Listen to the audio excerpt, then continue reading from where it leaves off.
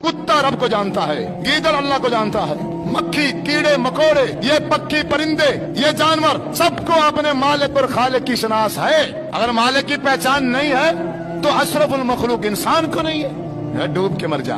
अल्लाह ने बेटा अता किया मुझे, अल्लाह ने मुझे बेटी अता की है। जब बेटा पैदा हो गया, जब बेटी पैदा हो गई, अब ये औरत खुशी में है, अब इस मर्द को खुशी आ गई। औलाद नहीं थी, अल्लाह ने औलाद दे दी। अब क्या है?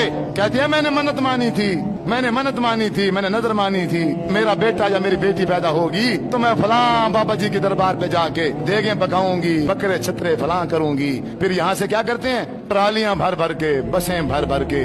अब वो बाबा जी का जो सामने बैठा ही नहीं है, सिर्फ मिट्टी का ढेर है, वहां जाके और उसका शुक्रिया अदा करने के लिए जा रही है। जबकि औलाद किसने दी है?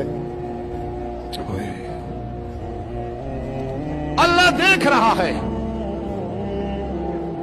अल्लाह की आंखों के सामने ये अल्लाह का बंदा और ये अल्लाह की बंदी खालिक और मालिक के दर को छोड़ के अल्लाह का शुक्रिया अदा करने की बजाय अल्लाह की मखलूक अल्लाह के बंदे के पास जा, जबकि वो बंदा बैठा ही नहीं है, सिर्फ मिट्टी का ढेर है, अब उसका शुक्रिया अदा करने के लिए जा रही है।